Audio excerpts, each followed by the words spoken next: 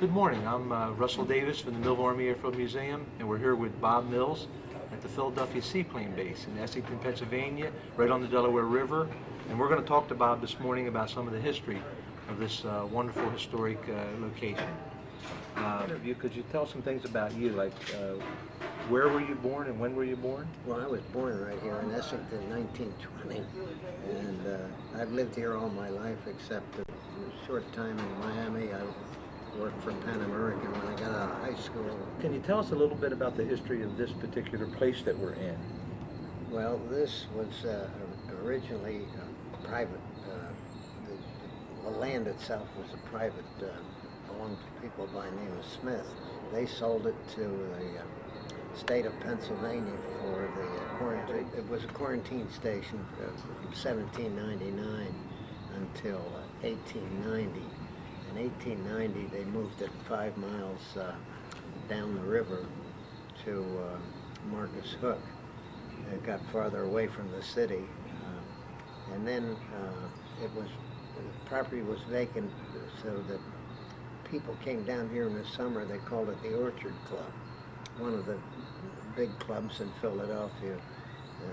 In the summer, they used it. They come down near the river, I guess, instead of being in the warm center city.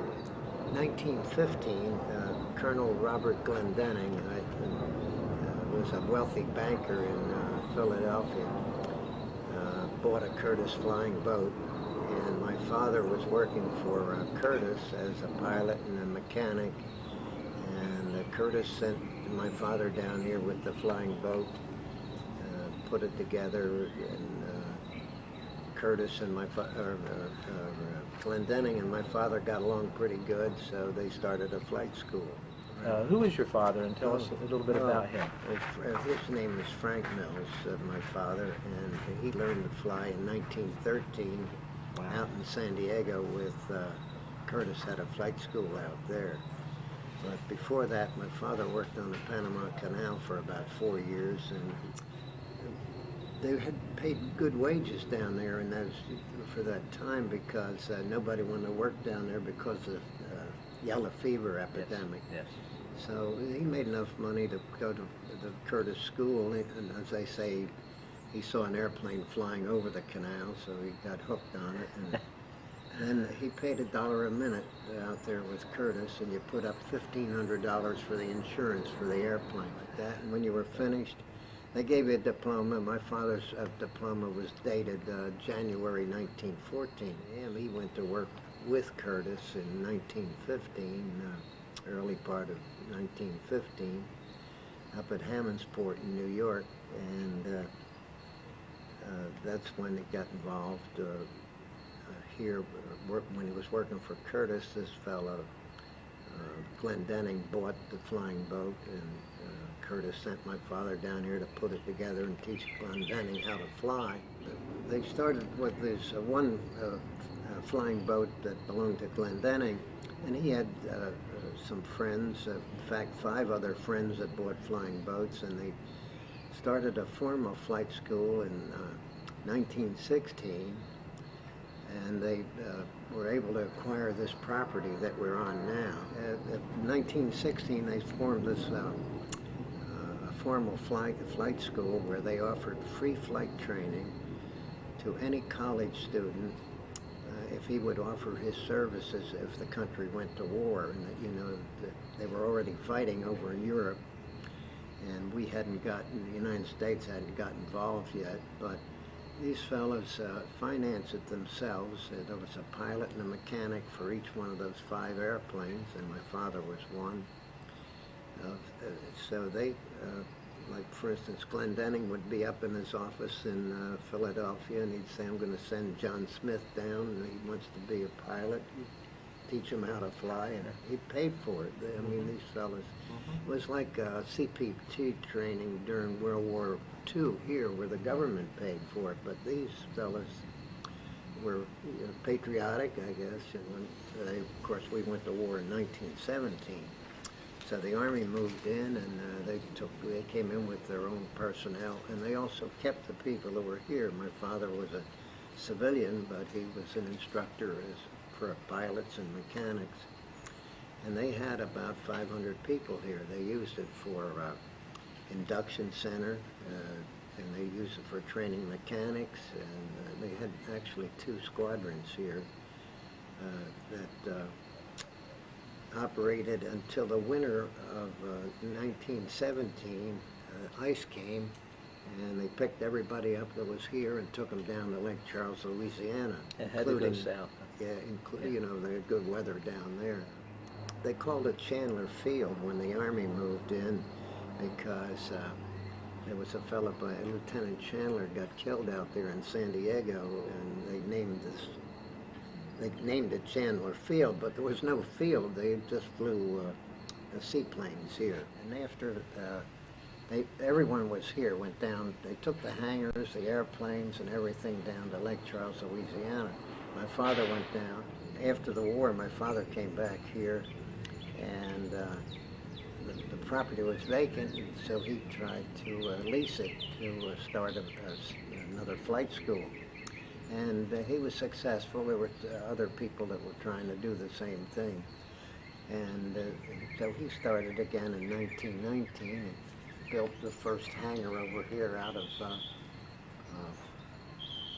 propeller boxes, surplus propeller boxes.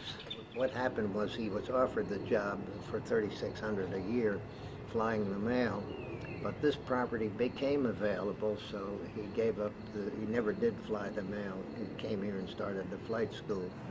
Okay, let's see, we're getting back to 1919. Yes, we are. When the flight school was going along pretty good, and also sightseeing, passenger business was good on the weekends. The main road from Washington to New York came right in front of our property here, so that there was a lot of traffic, and so I mentioned a lot of prominent people were interested in buying these seaplanes and keeping them here. In the 30s, seaplanes were very popular. There were probably as many seaplanes in the 30s as there were land planes, because you know, you didn't have to have improved surfaces, and you didn't have to, the water was around. Right. Like Pan American was active, British overseas airlines, the Germans had seaplanes, a lot of the Dutch had seaplanes, and gradually this land plane started to overtake the seaplanes, because municipalities wanted the postal mail and things like that. But what happened, the big thing during World War II was that like Pan American, for instance, had all seaplanes before, maybe a few land planes, but Uncle Sam built airports all over the world during World War II, and Pan American got rid of those seaplanes so fast because of corrosion problems, you know, and things like that. But before that, the seaplanes were popular with Pan American. They had their own hotels and things like that. But corrosion with flying in the salt water was one of the big problems. You know, I worked for Pan American in 1939, and we used to have work cards. The ordinary cards for ordinary maintenance, like changing spark plugs and oil and things like that, were printed in black and white cards.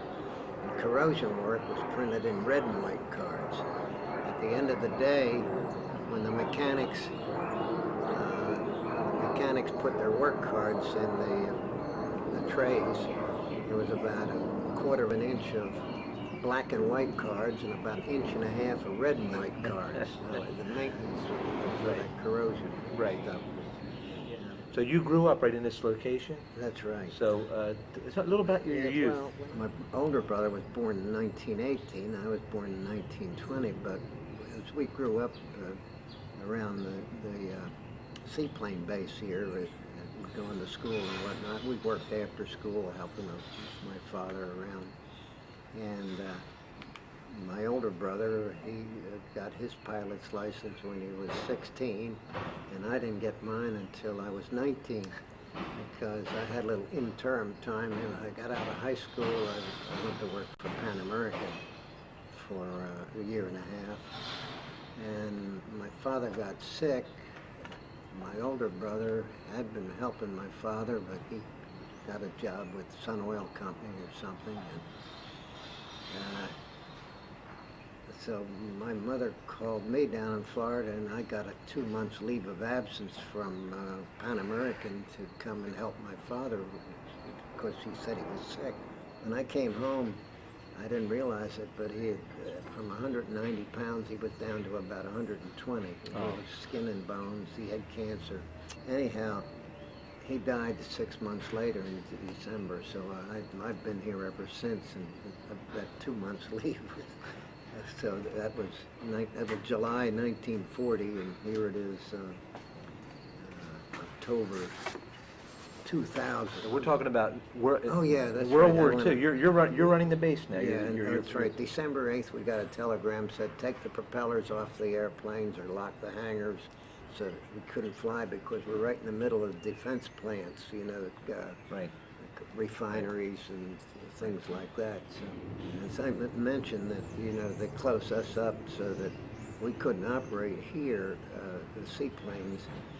So immediately I went to work at the Naval Aircraft Factory at Philadelphia because they had been building up their practice anyhow in the factory prior to World War II, and some of the pilots that flew seaplanes with the Navy came down and rented our seaplanes. So we had a good relationship with the naval facility up there at Philadelphia.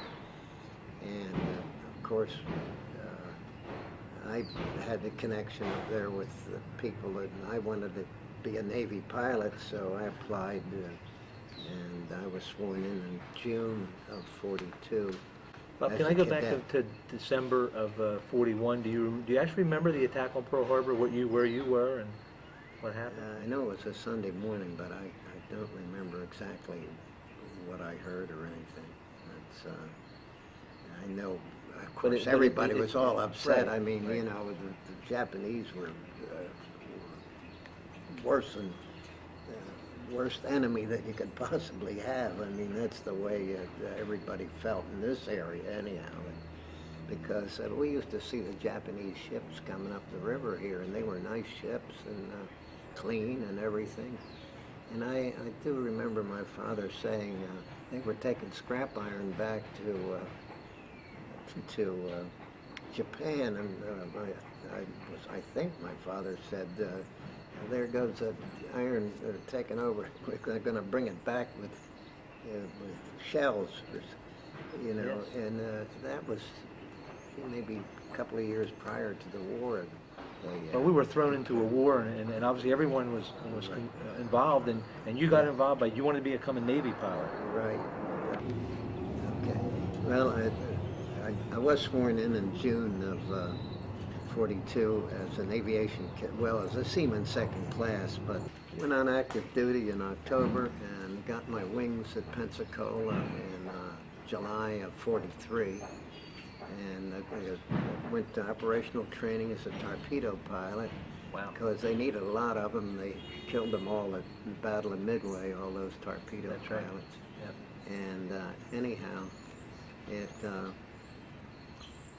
I went to Jacksonville for that, and got carrier training up the Great Lakes.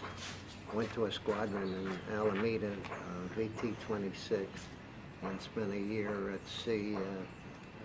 1944. I came back in December of '44. What do you got? I joined a torpedo squadron at VT-26 in Alameda. Spent a year at sea on the SAMT as a converted tanker, and got into the Battle of Lady Gulf in October 25th. Took a torpedo shot at the Yamato, the big Jap battleship, and I got credit for a hit, but I found out later I didn't. The last time I saw it was still doing 25 knots. So, well, on that particular operation, it was a long-range operation. My section leader and I ran out of fuel, and we landed in a drink about 90 miles east of Samar. spent the night on a life raft, and the fighters ran out of fuel before we actually found the Japanese fleet. So they returned to the carrier, and we were returning to the carrier shortly after that because we're all low on fuel. And lo and behold, we found the Jap fleet. So we made our strike with actually had just about minimum fuel to get back to our ship. But about 5 out of the 15 landed in a drink, and I was one of the 5. So we got picked up the next day by a destroyer. But that operation, considering the low fuel strike and all that, most of the pilots got the Distinguished Flying Cross for the operation. So anyhow, we got back to the States in December of 1944, and we had a choice to stay with the squadron, be a torpedo instructor, or go to night fighters. So I opted for night fighters. So the next move was from to Daytona Beach to fly the Hellcat, and from there to Kingsville, Texas, for a lot of night flying, and without any lights and so forth, a lot of instrument flying, and back over to Vero Beach for the radar intercept. And the war ended in August of 45, and that I got out of the service in September, and we came back to the Seaplane base, and my brother Frank, who had been working at Sun Oil making high-octane fuel all during the war, he decided to come back, and he was already had the Seaplane base in operation, and we decided to do it as a partners. And my brother Bill was in the Navy. He came back a year later, and all 3 of us were here. Frank, my older brother, myself, and my younger brother Bill operated the Seaplane base. We did flight instruction. We were dealers for Cessna and Republic CB, and we did air taxi, all sorts of things. My brother Frank, he got in that air taxi business. He liked that cross country, so he wound up flying corporate aircraft. And he went to work for Westinghouse Air Brake for about 20 years. And then he left that company, flew a Viscount for a wealthy lady in Washington, and he had a heart attack and died when he was 48. So he had left after about 1950 out of this our Seaplane operation. Right. My younger brother Bill, he graduated. We had a boat operation, and that got bigger than the Seaplane operation. So my brother Bill, he took care of the boats, and I took care of the Seaplane operation. And basically, that's what we did up until the present time. Now, with the Navy business, I spent 22 years total, 3.5 years on active duty during World War II, and weekend warrior stuff from then on. Finished my Navy program flying the Cougar, the F-9, F-6, and was squadron commander of a reserve fighter squadron. And basically, that's where we ended up, right here at this time in 1980, or no, year 2000, I guess. Right. It's 60 years that I've been working here, except for the Navy time.